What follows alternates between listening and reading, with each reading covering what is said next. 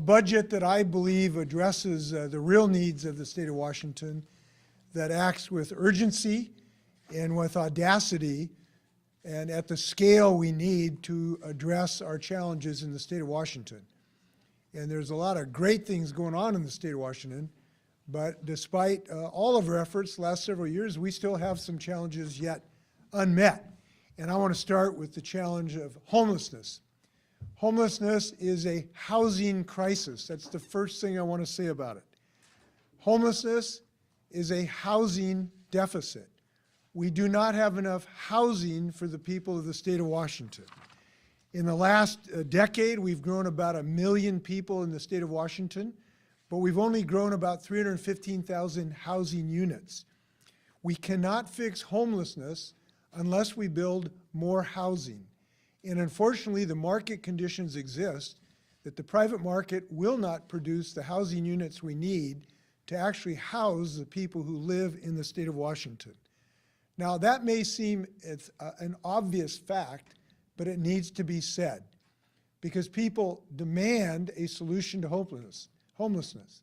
Washingtonians will not accept this continuous scourge of homelessness in our society. They do not believe the state of Washington, the beautiful evergreen state, is a place for chronic, rampant homelessness, and they're asking us to take bold action to do something about it. And in my budget, we intend to do just that. This is a big challenge. We have about 25,400 people experiencing homelessness of one type or another in the state of Washington. And despite the significant efforts we have made in the last several years, that is an increase from 22,000 in 2020. Now, why has this occurred? Fundamentally, it has occurred because we have not built the housing, the roofs that people need to live under. Vacancy rates have gone down, rents have gone up. Why? Because we are a tremendously popular state. The world wants to live in Washington state for good reason. They want to work here for good reason, and they are moving here literally in the hundreds of thousands while we are not building housing. Rents have gone up, and people have fallen off the ladder of the ability to pay rents. Our population is still growing. We need to build about 50,000 housing units a year just to keep up, and we're about 5,000 to 7,000 of that short every single year. So we have some serious work to do. Now, the good news is that we know the things that work. We know that we have been doing things that have worked. In the last several years, during my administration, we have added over $500 million of housing support for people in the state of Washington. And that has helped people dramatically in their lives in so many different ways. Now, we know building housing is one of those issues, but providing people mental health and chemical addiction treatment and vocational training, all of those things go together to help people end chronic homelessness. And we know when we do these things, people do restore meaningful lives. They get back to their families, they get back to work, they get healthy. And it's very encouraging to me when we see this happening. I was down in Vancouver a month or two ago. I met a young man who is in a tiny home village. And he was showing me his home, which was, small. It's like 8 by 10, a tiny home in this village. And what he told me, he says, this isn't a lot to look at, but this has saved my life, literally. He says, it saved my life. And he kind of teared up when he told me this, because it allowed me to be stable so that I could then deal with my chemical addiction problem, which I'm dealing with, and it's allowing me to restore my whole life. That story can be repeated and is being repeated by the thousands across the state of Washington. So we know the things that we're doing are working, but they're not large enough, they're not rapid enough, and they are not disparate enough.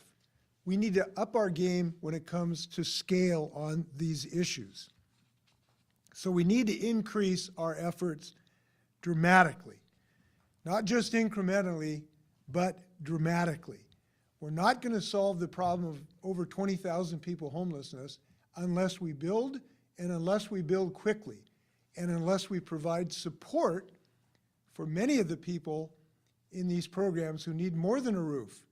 They also need mental health treatment. They need chemical addiction treatment. And in our proposal, we are building in the support systems that allow people, once they get inside out of the rain, actually can deal with their challenges to get away from chronic homelessness. So we are going to ask the legislature this year to make a substantial and audacious change in our housing efforts. I'm proposing that we invest in an additional $4 billion over the next 6 years to tackle this homelessness crisis in the state of Washington. The reason for that number is that that is what is required to get the job done. This is a reality-based budget. It is not based on wishes or hopes or dreams. It is not based on the theory that somehow you can dream away homelessness or you can vaporize people that you feel inconvenient living on the corner. It is based on a reality that this investment is necessary both because we care about our fellow citizens and we want to reduce crime and we want to reduce the squalor in our communities. Now, to finance that $4 billion, I am proposing that we increase the bonding capacity of the state of Washington by classifying the bonds in a certain manner that's consistent with our Constitution. To do that, it will take a referendum of the people. The people need to vote on this. And I'm asking the legislature to send this proposal to Washingtonians. And I believe Washingtonians want to see this problem solved. I fundamentally believe this homelessness problem is inconsistent with our vision of a healthy, evergreen state. And I think it's the right thing to do to submit this to the voters to allow them to join us in making this commitment. So we're going to work with the legislature on this proposal. Now, if the legislatures have other ways to finance this, we are open to ideas, but this is the one I think is consistent as to the scale of what needs to be done. This also is important to do this now. We just can't spend a decade with small bites of the apple here. We got to get going right now. Some of the things we've put in our budget in the last session are now coming online. It's a joy to me to see the success, the relative success of our right-of-way initiative, which has moved people off of our highways and into all kinds of different shelter. I was thrilled to go to the Catalyst Center in Spokane, which is going to have housing for 100 people. It's a converted motel. We've got people off of Department of Transportation homeless encampment into a stable place where they will have mental health treatment and chemical addiction treatment. But we need to replicate that many, many times across the state of Washington. And we need to do it now, not 10 years from now. This bonding proposal will allow us to do this, to make big steps now rather than tiny steps over the next several decades. Our proposal, I think, is wise in that it is comprehensive as well. There is no single solution to homelessness. We need a range of solutions. We need permanent housing. We need transitional housing. We need transitional housing with mental health and chemical addiction and vocational training. We need additional shelters. We need additional tiny home villages. We need the whole spectrum of the ability to help people get back on their feet. Our proposal will address all of the spectrums in this regard. So I'm excited about our housing proposal, but it is not enough. It is not our only challenge in the state of Washington. We also have a challenge with behavioral health. We have a significant shortage of mental health supports for Washingtonians. We have launched an effort in 2018 to reform how we provide mental health services to Washingtonians, and that effort is underway.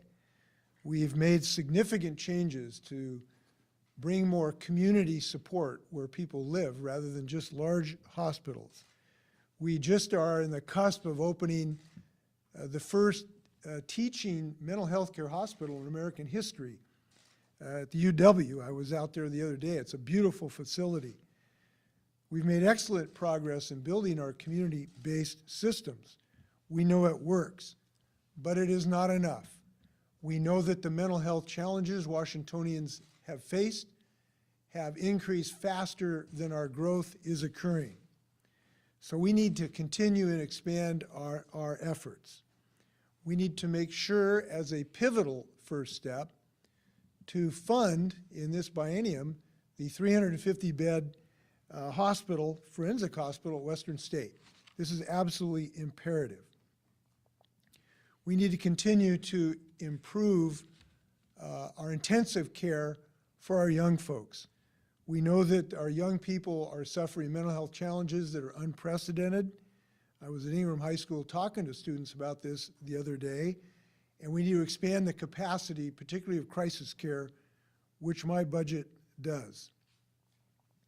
We are also seeing a demand for restoration of competency. That's the competency of people to stand trial. And there has been a deluge of increased demand in this regard. There's been a 60% increase in total court orders since 2018 and a 145% increase since 2013. This exponential growth is unsupportable. We need to do two things. We need to continue our existing efforts to build capacity, which we are doing in multiple places in the state of Washington, to, as rapidly as humanly possible, build capacity to help restore competency for folks in the criminal justice system. But we also have to have a new approach to have people, to get them in the mental health care system rather than the criminal justice system, because we are spending millions and millions of dollars in the criminal justice system that isn't actually repairing the mental health of the citizens, which is our ultimate goal, so they won't reoffend. That's where we should be spending our money. So we are going to be working with legislators to reorient our incentive packages, if you will, to get some of these folks, lower level defendants for lower level crimes, into the mental health care system where they can be appropriately treated. And we'll be working with legislators to get that job done. It makes sense, it'll be more effective, and it'll save taxpayers hundreds of millions, or at least tens of millions of dollars. We'll need the cooperation of prosecutors and local communities to get that job done, but I hope that we can accomplish this. Look, lawyers and lawsuits are not a solution to mental health challenges for people. Mental health treatment is, and we need to get folks into the mental health care system where they belong, and we intend to get that job done. Third issue that we need big steps on, and that's our continued efforts to fight climate change and save the beautiful natural conditions and healthy conditions for our children in the state of Washington. Since our last budget, we've done fantastic things. I am proud to say that Washington State has the best clean energy policies in the United States for quite a variety of reasons. We have the most aggressive approach to fight climate change in the United States. And as I go around the country, people are frankly envious of the work we're doing. I was just on a call this morning with experts from around the United States who are working on electric car charging station infrastructure. And they're looking to Washington State for leadership, and we are showing it. But unfortunately, the climate change is continuing to accelerate. The temperature of our waters continues to increase. The melt of our glaciers continued. Our forests continue to deteriorate. And so we've got to keep up our efforts. So now, because we've sort of adopted the infrastructure, if you will, of our climate change action, now we have to focus on implementation and investment. So we want to make sure Washingtonians can power their cars and ultimately their homes with 100% clean electricity. And this budget provides resources for our agencies to improve siting and permitting for clean energy sites around the state of Washington so that we can get that job done. One way we can do this is through our new Clean Energy Siting Council, which we are proposing, which can bring together multiple agencies to expedite effective, comprehensive, and community-based siting decisions. We're going to also propose to provide tribes with funding that they need to build capacity to be able to effectively evaluate potential clean energy sites and appropriately work with the state to make good decisions to minimize environmental degradation associated with them. We also think it's very important to help local communities build up their permitting capacity. One of the difficulties we have is that local cities and counties simply don't have the person power to do the permitting work that is required. So we're going to provide some incentives and help for local communities to do that using homegrown talent, and I hope legislators will agree with us. Now, the things we are proposing, I'm very happy to say, have been essentially enabled by the Climate Commitment Act. It's allowing us to invest in our communities, from electric ferries to EV chargers, to providing heat pumps for people, to building a new clean energy innovation institute at Washington State University in the Tri-Cities that we announced a couple days ago. These are unprecedented investments, and they are based on the sense of innovation that we have in the state of Washington. But we need to do more than just those things. We need to really help our salmon survive. And our salmon are on the ropes. And we've made enormous investments, from increasing our efforts to restore culverts, to have nearshore habitat. We've done a lot of work, but we haven't done enough, particularly in providing them water that is cold enough for them to survive. Our waters are now becoming too hot, literally, for salmon to survive. We lost almost 250,000 sockeye in the Columbia a couple of years ago because the water was too hot. They die.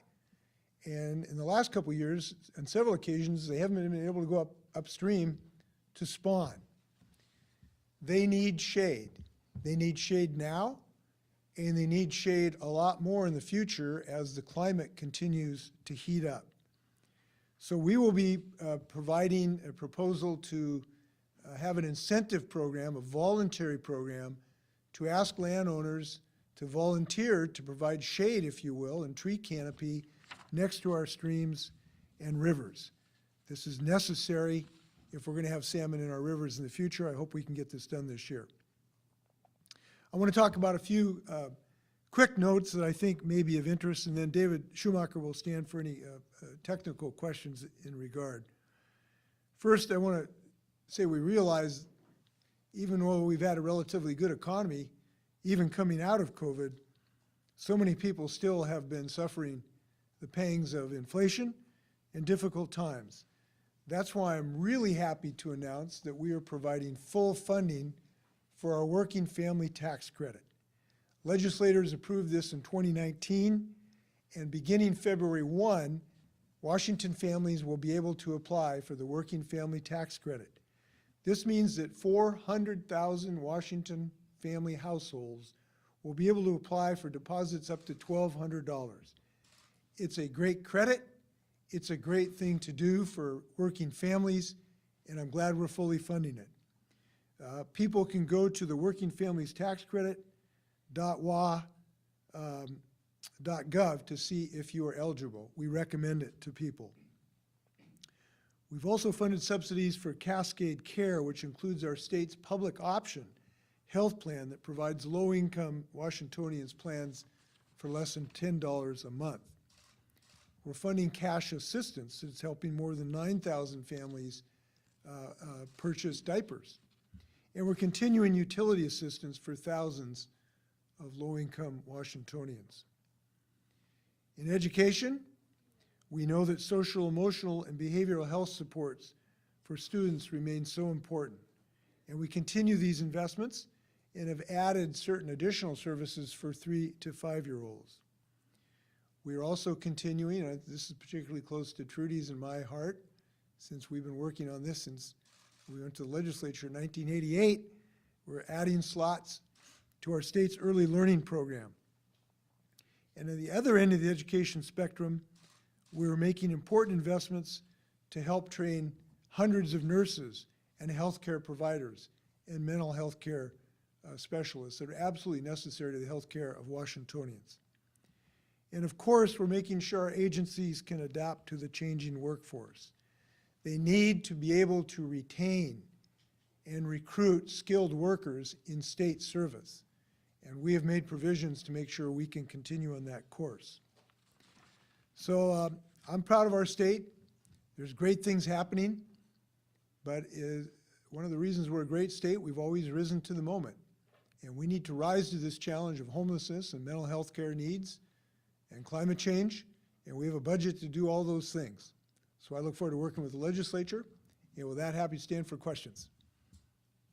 I think Claire, we're going to let Claire start us off. Welcome, Claire. Thank you. I'm curious about the quest to ask voters to approve this $4 billion in bonds for housing, given the state's workforce issues and issues with supply chain. Even if voters agree to approve this money, is there a guarantee that the housing is going to get built? And what might you do to address those other issues? My sense is we will surmount those challenges. My sense with $4 billion, the industry will respond. In talking to industrial leaders, we believe they can expand their capacity. When we have issued additional investments to date, we almost always have got bids when we needed it and actually got the housing built. So the capacity of the industry has not been a restraint. I don't believe it will be a significant challenge. The challenge is dollars, and we need dollars to make sure that this can happen. Now, there's a couple other things I did not mention here. We also need to have land to build on, and unfortunately we have some restrictions on land use in our state that makes it impossible to actually build housing in many of our urban areas. So we will be asking the legislature to free up some additional land to allow multifamily housing, particularly close to transit corridors. We think that has a good chance of passing, and it is absolutely necessary. I really do believe in the homelessness crisis, sometimes it's just really easy to forget you need housing. And if you're gonna have housing, you have to have a place to build it. And we need to free up more places to actually build housing. So this is a pivotal part of our ability. It would be a shame to finance $4 billion and then not have a place to build the houses. And that's the situation we could be in if we don't free up against some of the artificial restrictions on housing that we currently have. So I hope we can get some progress in that regard. I have some follow-up questions on homelessness and housing. Are you, let's see, for the upcoming biennium, do you have a target number for the number of units you want to build? Well, I believe, if, correct me if I'm wrong, I hope I gave you a number, that we think that the number that we shoot for is, I'm looking for the number specifically that I thought I gave you.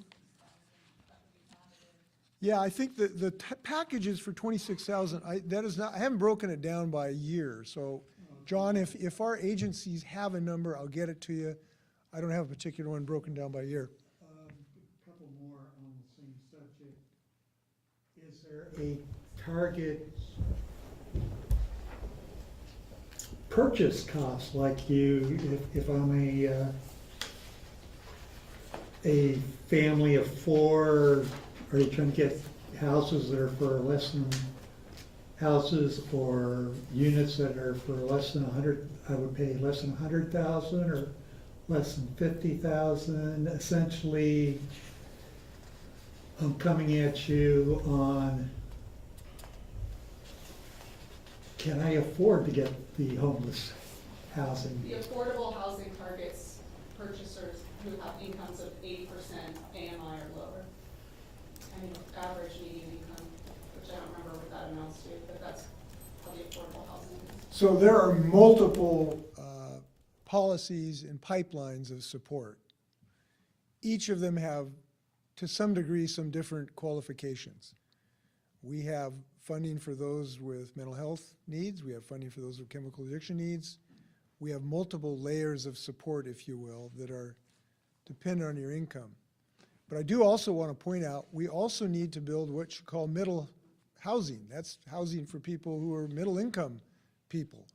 We have to build additional middle housing as well, because if we don't, those people will move here from Ohio, get a good tech job, make $80,000 a year, and squeeze out the people making less. And the rents go up. And that's happening big time in our community right now. So we have to build middle housing as well. And we have some proposals to enable that to have happen. And instrumental to that is what I talked about, is freeing up land so we can build middle housing as well. So we need to build housing up and down the spectrum of income if we're going to solve this problem. That segues neatly to my last question. Seattle. Probably the biggest chunk of homeless people are in Seattle. Seattle has a very strong NIMBY atmosphere to it, and land in Seattle is super duper expensive. So where are you gonna find land in Seattle, and how are you gonna deal with the fact that as soon as you say, I'm gonna put a low-income or a homeless housing place here, how are you gonna deal with the neighborhood gonna be going up in arms about it? We are counting on you writing articles pointing out the genius of the Inslee budget, because I know people want to end homelessness, and there's only one way to do it, and that's build housing, and to get people to fundamentally understand that. By the way, I do want to point out, this is not just a Seattle problem. This is a statewide problem. Every community has a housing crisis in the state of Washington. I was in Spokane the other day, where the largest homelessness camp in the whole state is in Spokane. We're making progress on that. But it really is a statewide issue. It's not just a Seattle issue. Now, I do want to address this issue that we just have to grapple with the reality that change is necessary. The status quo will not solve this problem. We need changes. And that includes in some of our zoning requirements that today prohibit housing from being built, particularly denser housing, and that's why we need some changes in our zoning laws. We are going to propose some changes that, particularly near high-capacity transit corridors, we allow higher density housing to be built. Look, this is a physical principle. You have to have a place to build housing, and we're not creating more dirt, so you have to allow denser housing if we're going to solve this problem.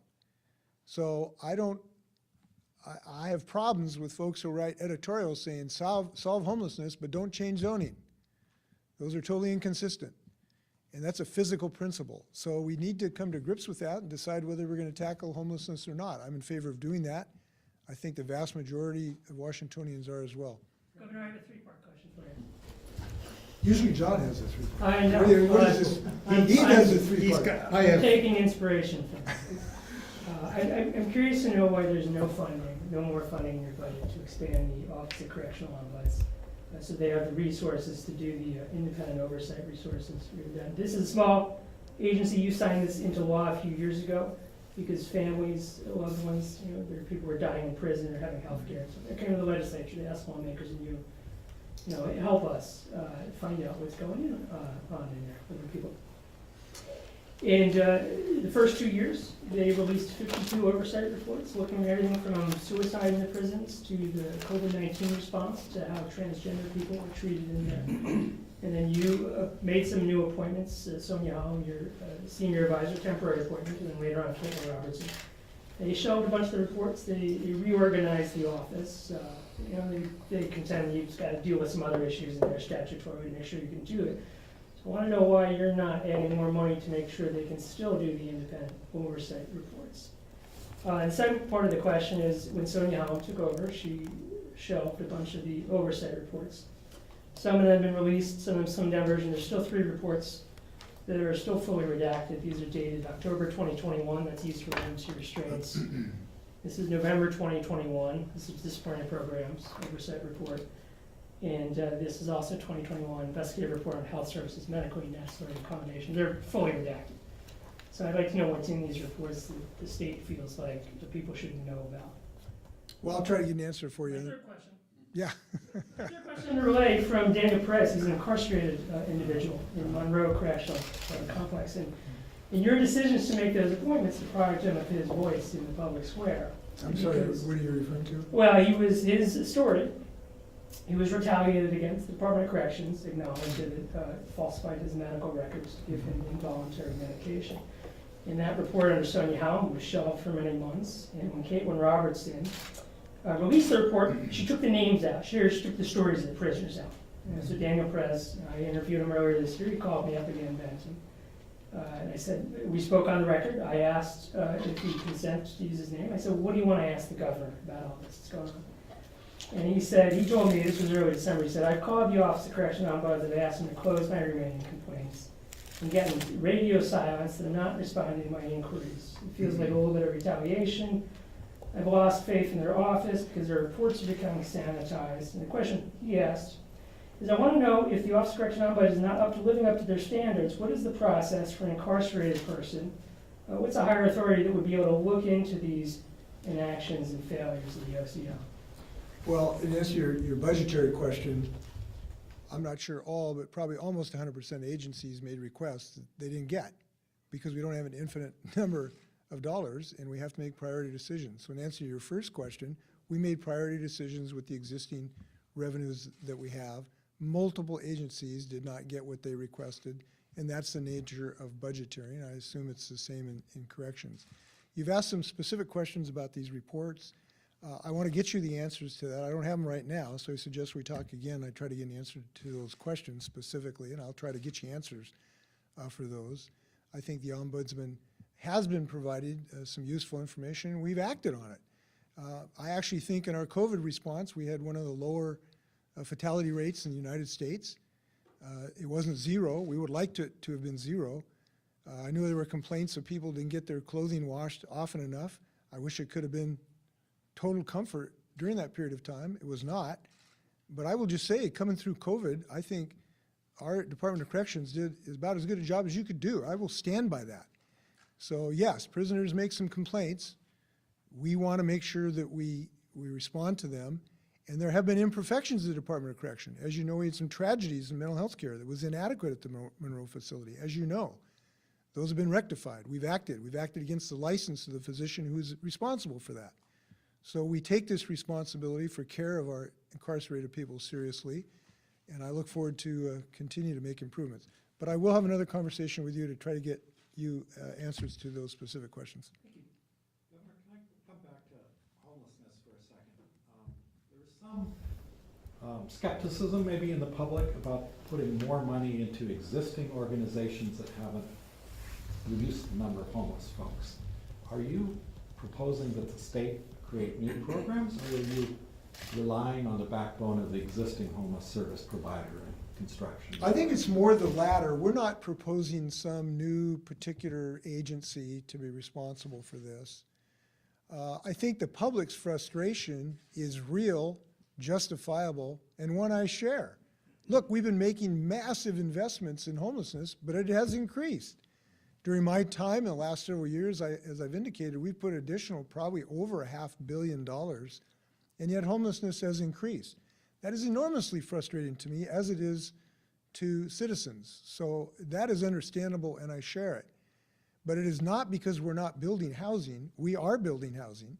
It's not because we're not providing mental health care. We are providing mental health care. It's not because we're not actually helping people. We are helping people, and they are recovering. They're coming back into the workforce. They're going back to their families. We are succeeding with thousands of people. It's just that the deluge has increased because of economic circumstances, in part because of mental health challenges, in part caused by COVID, in large part because we have a successful economy. This is such a great irony that we have one of, if not the most successful economies in the United States, maybe on a historic level, which means everybody wants to move here. So you get 1 million people who move here, but you only build 300,000 units. The private sector is only building 300,000 units. So it's pretty obviously you're going to get a homelessness problem if that happens. So that's a bit of an irony to be punished with homelessness because of your economic success. But I believe in significant way that's true, and that's happened in California, it's happened in Oregon, it's happened in other states that have been economically successful as well. So yes, there is understandable frustration, but you can either decide to sit on it and be frustrated, or you can do something about it. I'm doing something about it. I want to really tackle this problem at the scale that is required, where we're not just kind of making a little wave or sprinkling pixie dust on it, thinking these people are going to go away somehow. They're not going to go away somehow. We need to solve this problem at its heart, and that's what I'm proposing that we do. Now, as far as distribution of the funds, I actually think not having one centralized state agency in charge of the whole kit and caboodle is probably a decent idea. I think we have to have community input. I think we have increased coordination, certainly in King County. That has been true. And we've had some successes.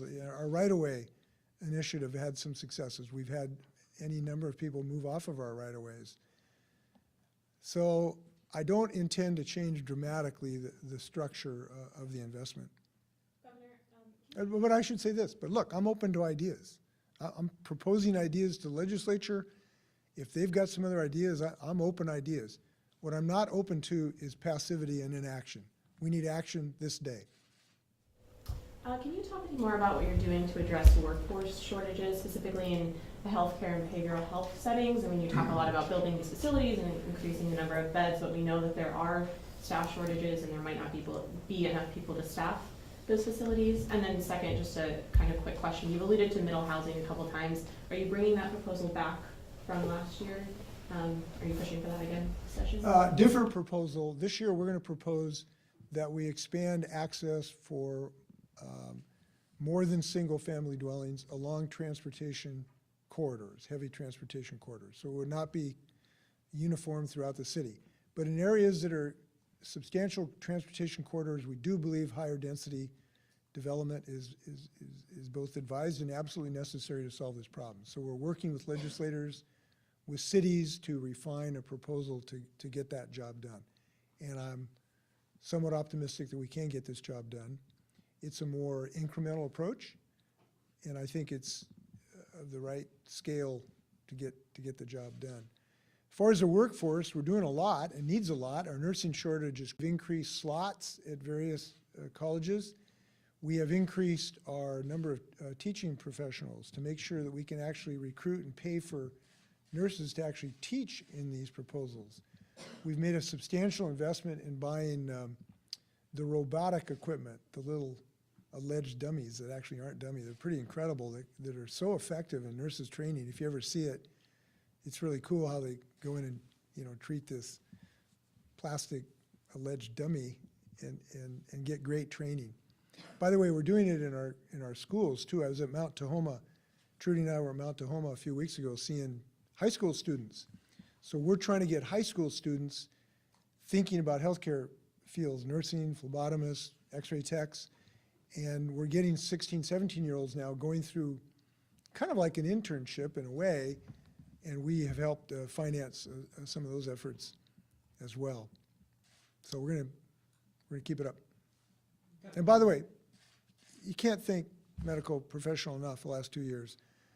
What nurses have done, everyone deserves a Florence Nightingale Award during the COVID effort, and still now with the infectious disease rate that we're suffering right now, the Herculean efforts of these people is just incredible. And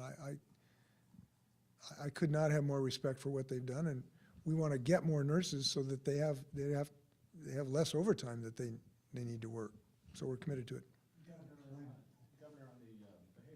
By the way, we've also increased some compensation to facilities that hire nurses so they can afford to pay adequate compensation to nurses as well. That's been very important to allow people to be discharged from hospitals that otherwise wouldn't have a place to go, and that's why we haven't had room in our hospitals.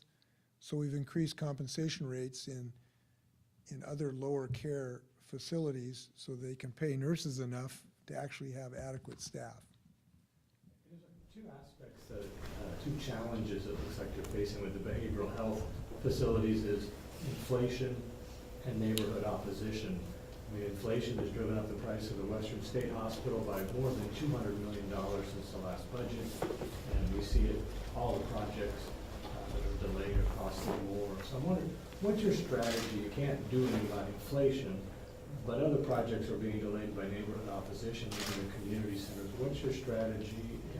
Is there a policy for that? Well, actually, we can do something about inflation, which is build it now rather than waiting 5 or 6 years when it's going to cost even more. So, you know, this is a big bill for the Western State Hospital, but it's going to be a lot bigger if we wait 5 or 6 years. So there is something we can in effect do in inflation, which is avoid higher prices later on. We're going to be encouraging legislators to step up to the line and actually make that investment. On the issue of community acceptance of these facilities, look, we need to be as good a listeners as possible to communities. Change is hard. Change in your neighborhood is hard. People have concerns. People have some stereotypes about these facilities that aren't really accurate, but they exist. And we need to be really good listeners to neighbors and communities about their concerns. And how can we ameliorate those concerns? You know, like this Catalyst facility in Spokane, you know, they're hiring full-time security. They have an AI system that actually does facial recognition when you come in and out. So they've provided really intensive security at the facility to try to ameliorate some of the neighbors' concerns. Have not eliminated some of those concerns, but certainly listened to them and responded to them. So first, we need to be good listeners. Second, we need to respond to people's legitimate concerns. Third, we have to have a combination of urgency and patience while we go through that listening effort. But if we do those things, we get success. And I'll tell you why. I've had this experience multiple times where I'll go to a site, like I was at a tiny village. This isn't a mental health hospital, but it has some similarities. I went to a tiny home village in Tacoma, was talking to folks, and it really looked like a well-run organization. The people lived there were really happy. They were getting some mental health treatment. I talked to this one woman, obviously had some mental health issues. It was really a successful enterprise, but when they started it, the community was up in arms. This is absurd. This is going to ruin the nature of the neighborhood, on a very nice neighborhood in Tacoma. And it was very controversial. Within 3 months, like, the neighborhood adopted all these people living in this tiny home village. They're bringing in food for potlucks. They're having parties together. They quickly become embraced by the neighborhood. And you see this time and time again. And so it's an age-old issue that change is hard, but it can become very positive, and you just have enough resolution to carry that out. Governor, one climate question. It's a little bit specialized, and I'm kind of curious how involved you were in the proviso to set up a site selection for a better pumped storage hydro facility along the Columbia River, which I think might replace, and you can fill me in how much you were involved in this, the Klickitat County proposal that the Yakima Nation is just adamantly against happening near Goldenville. Did this come out of meetings you had with either developers? Well, or I'm certainly aware, Yakima Nation? I'm aware of the proposal. I'm aware the Yakima Nation has some concerns about the proposal. I'm not, right now, off the top of my head, I'm not sure exactly what's in the budget specific to that project. That's not ringing a bell with me right now. We have proposed different siting systems to have a more coordinated response between multiple agencies to make our siting efforts better. So we listen better, we listen earlier, and then we make a decision in a timely fashion. There is a proposal to do that. I am aware of that. I'm not sure that's specific to the pump storage facility, though. Pump storage and a site line and a number. Yeah, well, I'll have to get back to you on this, on that particular one. It is important, I will say this, having storage is extremely important to have electrical storage if we're going to use our renewable resources. It's absolutely imperative to find some way to store energy so that when when the sun shines, we can store that energy for days it's cloudy. And, you know, those efforts are very important. It's also very important to honor our obligation with the tribal community and to make sure that we listen to those concerns. I have had a really good discussion with the Yakima leadership just a couple months ago to continue to perfect that listening process that we have. That's very important as well. Another climate change question. Your new clean energy siting council, which is members of the various state agencies, how is that different from FSEC? Because that FSEC pretty much does the same thing. And would this take local, and also wind farms and solar farms have the option of either going through the state or going through the county governments? We have this sort of a weird situation. Will this affect developers being able to go through local governments instead of the state? Well, the goal of this is to coordinate multiple agencies earlier in the process so that everyone can make permitting decisions earlier in the process. That's the goal. It doesn't replace, I don't believe, the FSEC process. As far as relationship with local communities, I'd like Anna Lysing or Becky Kelly to call you and talk about those specifics, to answer your specific question. Okay. So I'll ask them to call you. It seems like this council does the exact same thing that FSEC. I don't, no, I wouldn't, I don't think it is. It is not designed to have the same. FSEC is not a coordinating body amongst multiple agencies. It doesn't really have that function. It's just a permitting. So it is a different effort. But if I can have Anna or Becky call you and talk about the specifics on that, I'll do that. One or two more questions.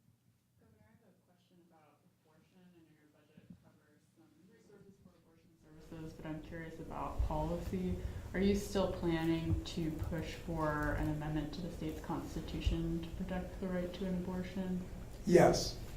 I do believe this is an important right that needs to be permanently enshrined in our Constitution. There are still efforts in our state to take away that right of a woman, and it's necessary to have that enshrined in the Constitution. So yes, I will ask legislators to act. Governor, I didn't see this in your budget. Let me finish, did I come back? Sorry, I just want to understand, given the kind of high threshold to passing that in the legislature, what's your strategy or plan as far as gaining support for that? Our plan is to take the first step, which is to ask legislators to pass it, which we're doing and will do. I'll be talking to legislators to encourage them to step up the plate and act. I'll be encouraging Republicans to support this effort. I think that that's the sentiments of Washingtonians very strongly throughout the state of Washington. I'll ask legislators of both parties to respect that, and I'll do everything I can to get this passed. I think it's imperative. I wish it was not so. The public support for a right of choice is so strong in the state of Washington, it's very disappointing to me that there's only one party that's standing up for it right now. It's very disappointing to me. So we need a constitutional amendment. Blake, the court decision, the lawmakers are going to have to figure out policy around that. I didn't see in your budget, but I didn't understand. Do you anticipate costs associated with that for drug treatment or other stuff for the courts in this budget cycle? It's a possibility. I don't think I have proposed a specific dollar for any particular response to Blake, but it is a possibility depending on what legislators want to do with that issue. So that remains to be discussed with the legislature. Thank you very much. Hope you have happy holidays. Santa's going to bring us a good budget. Thank you.